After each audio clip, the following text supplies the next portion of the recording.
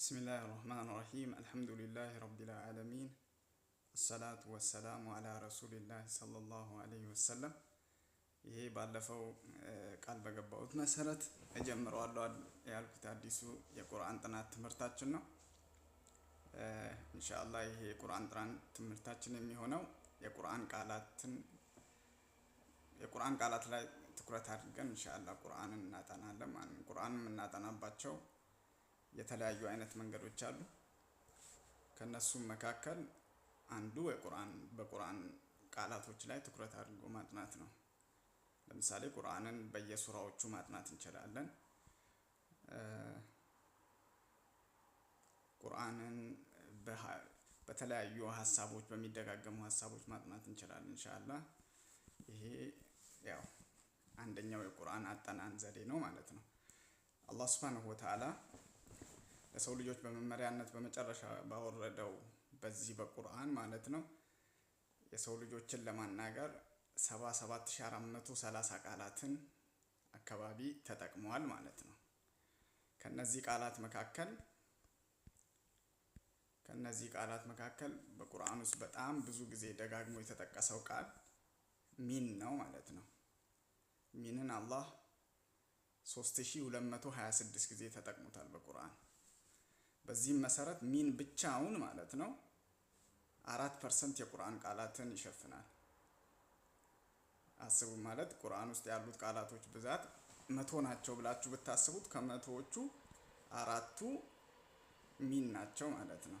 ስለዚህ ሚን ብዙ ጊዜ ከመጠቀሱ የተነሳ ሚንን በደንብ ተከትሎ ቁርአን ውስጥ ሚንን በደንብ ማጥናት ማለት ነው ብዙ ቁርአን በቶሎ ለመረዳት የሚያግዝ መንገድ ነው ማለት ነው።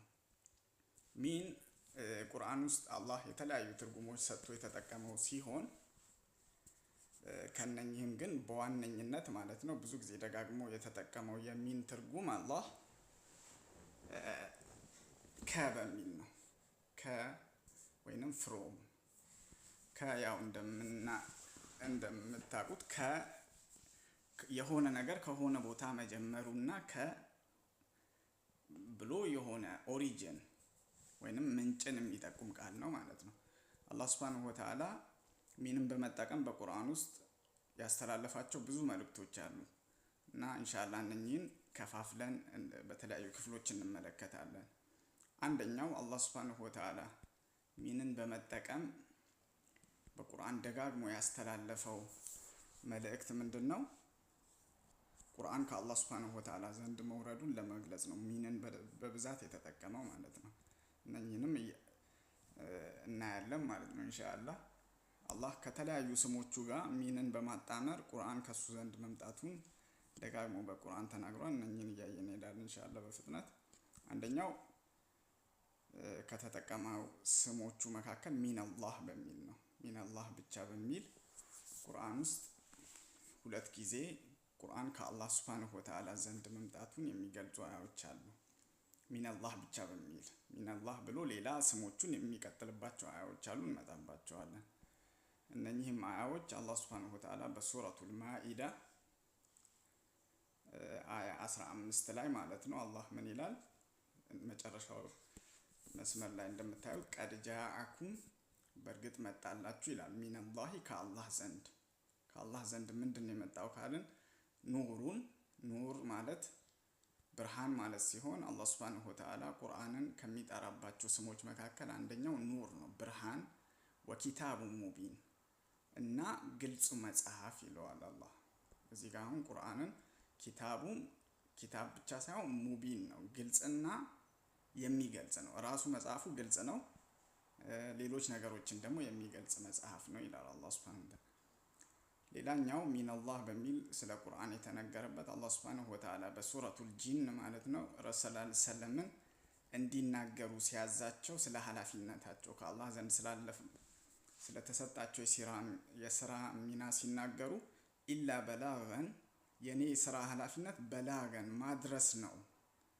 ከአላህ የመጣልኝን መልእክት ሚነላሂ ከአላህ የመጣልኝን ወህይ ከአላህ የመጣልኝን ቁርአን ማድረስ ነው። ወሪሳላቲሂ እና መልእክቶቹን የአላህን ሪሳላ ደብዳቤ አላህ ለሰው ልጆች አድርስ ብሎ የሰጠኝን መልእክት ማድረስ ነው የኔ ስራ ኃላፊነት እንጂ ከዛ ውጪ ሌላ ነገር ምንም ነገር አልችልም በላቸው ይላል ረሱል ሰለላሁ ዐለይሂ ወሰለም። በራሳቸው ሊጎዱም ሊጠቅሙም እንደማይችሉ በቁርአን አላህ ደጋግሞ እንዲናገሩ ያዛቸዋል።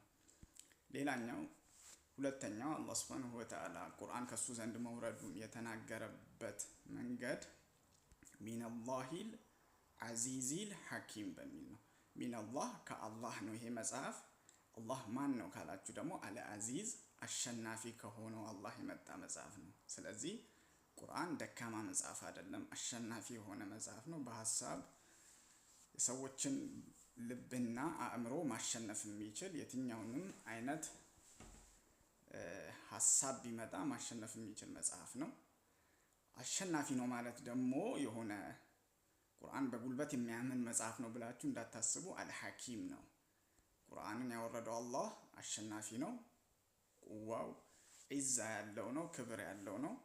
ሐኪምም ነው። ያንን ጉልበቱን እንደ ሰዎች እንደምናስበው ሰዎች ጉልበት ሲኖረን ያን አምባገነንነትን ነው የምናስበው። ግን አላህ ሱብሓነሁ ወተዓላ ጉልበት አለኝ ብሎ ጉልበቱን ዝም ብሎ ያለ አግባብ የሚጠቀም ጌታ አይደለም። ጥበበኛ ነው። ጉልበቱን አቅሙን የቱጋ መጠቀም እንዳለበት ጠንቅቆ የሚያውቅ ጌታ ነው።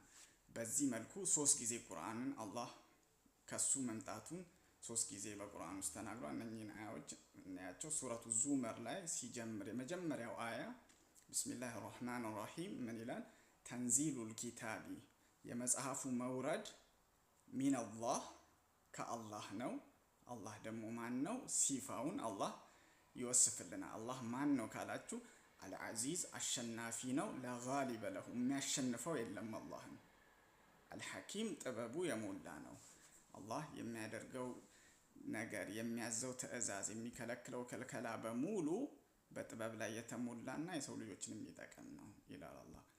ከዛ በተመሳሳይ እንደዚሁ ሱረቱል ጃሲያ ሁለተኛው አያ ላይ ሐሚም ካለ በኋላ ተንዚሉል ኪታብ የመጽሐፉ መውረድ ሚነላህ ከአላህ ነው። አልዓዚዝ እና አልሐኪም ከሆነው ሱረቱል አሕቃፍም ሁለተኛው አያ ላይ ሐሚም ብሎ ከጀመረ በኋላ ተንዚሉል ኪታቢ ሚነላሂል አዚዚል ሐኪም የመጽሐፉ መውረድ ከአላህ ነው ከአሸናፊውና ከጥበበኛው አምላክ ይላል አላህ። ሌላኛው አላህ ሱብሓነሁ ወተዓላ ቁርአን ከሱ ዘንድ መውረዱን የገለጸበት መንገድ ሚነላሂል አዚዚል አሊም በሚል አዚዝ አለ። አዚዝን ደገመው። ቅድም አዚዝ ነበር። አልዓሊም ሐኪምን አሁን በአሊም ቀየረው ማለት ነው። ስለዚህ አላህ ሱብሓነሁ ወተዓላ ሐኪምም ነው አሊምም ነው። እውቀቱ ሙሉ የሆነ ማለት ነው። የማያውቀው ነገር የሌለ ጌታ ያወረደው መጽሐፍ ነው። ስለዚህ እዚህ መጽሐፍ ውስጥ ያለው እውቀት ማለት ነው የትም አይገኝም። ማንም ሰው የማያውቀው እውቀትን የያዘ መጽሐፍ ነው። ስለዚህ ይሄንን መጽሐፍ ማወቅ ማለት ነው በጣም አስፈላጊና ከሰዎች ሁሉ የተለየ እውቀትን ያገኛል አንድ ሰው ቁርአንን በመማሩ። ይሄንን አላህ ሱብሓነሁ ወተዓላ በሱረቱል ጋፊር እንደምታዩት ሲናገር ተንዚሉል ኪታቢ የመጽሐፉ መውረድ የቅድሙም አይነት ፓተርን ነው። ተንዚሉል ኪታቢ ሚነላህ ከአላህ ነው። አልዓዚዝ አሸናፊ ከሆነው አልዓሊም ሁሉን አዋቂ ከሆነው ጌታ የወረደ ነው ይላል አላህ። ሌላኛው አላህ ሱብሓነሁ ወተዓላ ቁርአን ሚንን በመጠቀም ማለት ነው ቁርአን ከሱ ዘንድ መውረዱን የገለጸበት መንገድ ሚን ረቢል ዓለሚን በሚል ነው። ከዓለማት ጌታ በሚል አሁን አላህን እና ሌሎቹን ስሞቹን በምን ቀየረው? ረቢል ዓለሚን ከዓለማቱ ጌታ።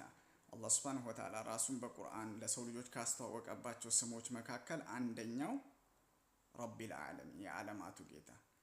ፋቲሃን ስንጀምር ምንድን ነው የምንለው? አልሐምዱሊላህ ምስጋና ለአላህ ይገባው። አላህ ማን ነው?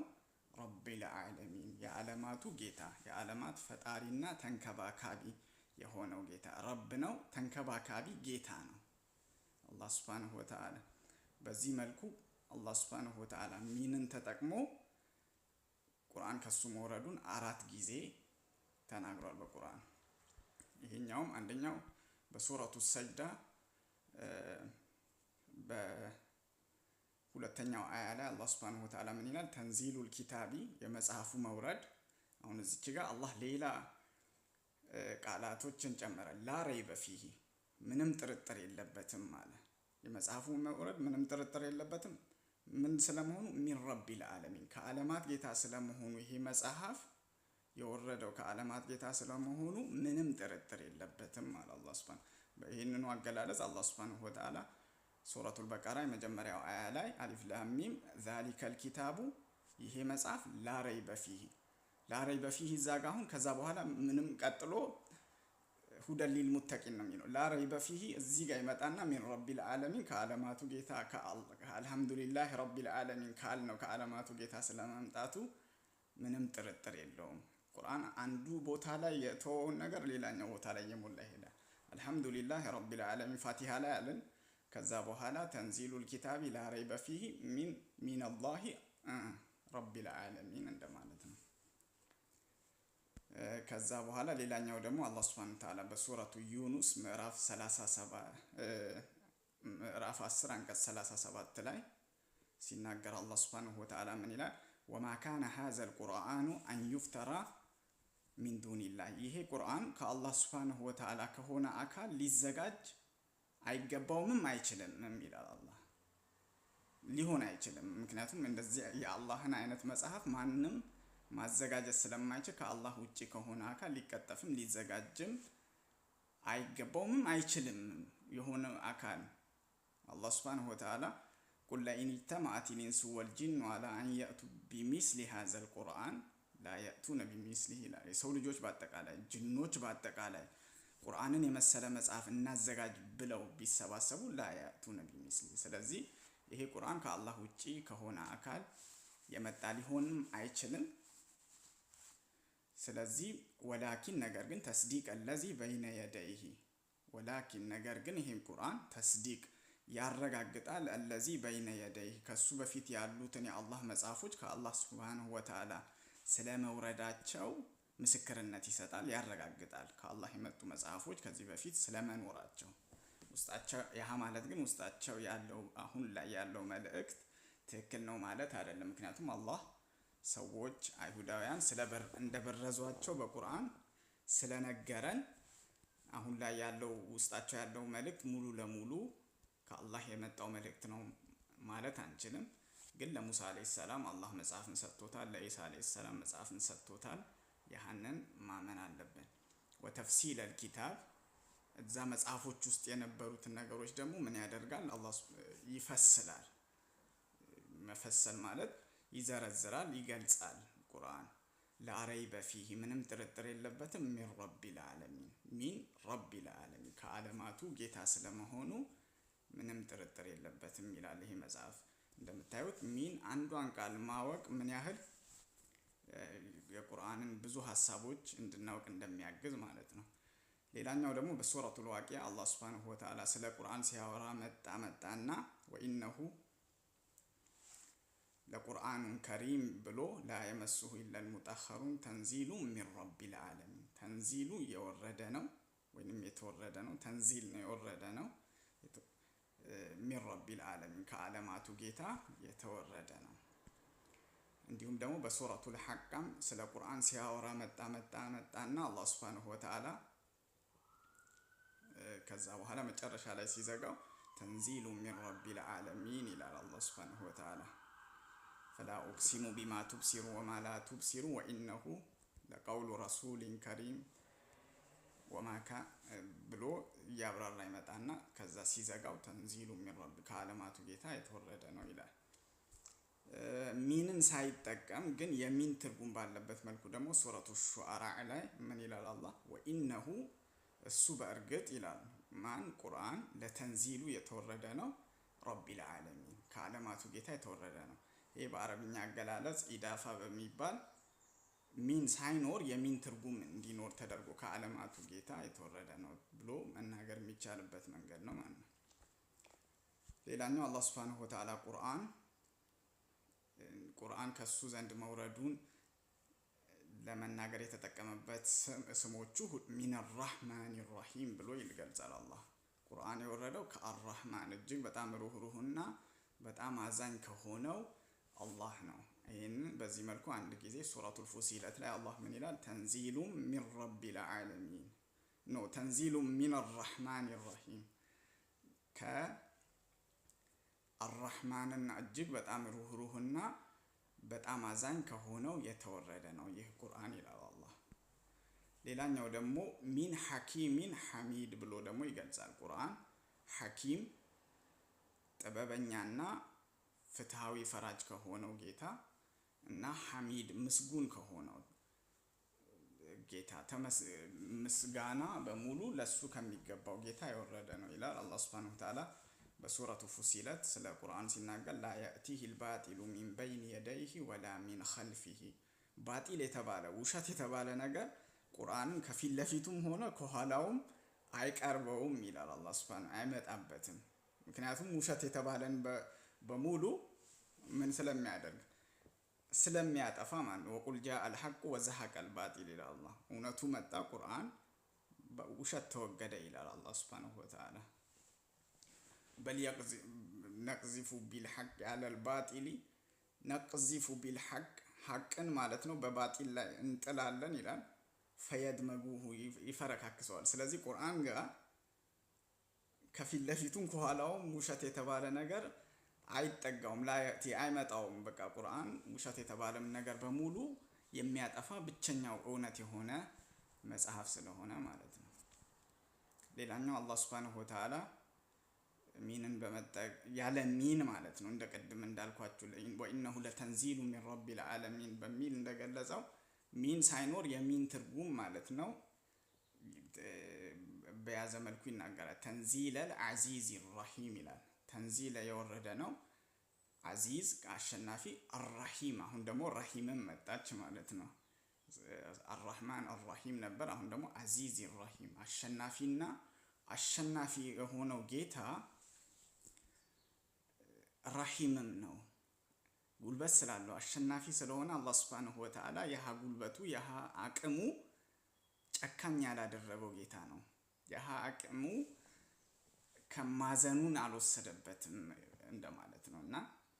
እና በሱረቱ ያሲን ላይ ማለት ነው ያሲን ወልቁርአኒል ሐኪም ካለ በኋላ ኢነከ ለሚነል ሙርሰሊን ካለ በኋላ ከዛ ተንዚለል አዚዝ ራሂም ከአሸናፊና አዛኝ ከሆነው አምላክ የተወረደ ነው። ሌላኛው ደግሞ አላህ ሱብሓነሁ ወተዓላ ሚን አርራህማኒ በሚል ይገልጻል ማለት ነው። ይሄም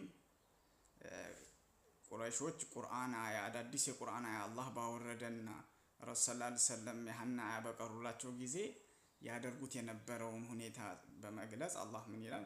ወማ ያእቲሂም በሱረቱ ሹዓራ 5ኛው አያ ላይ ምን ይላል አላህ?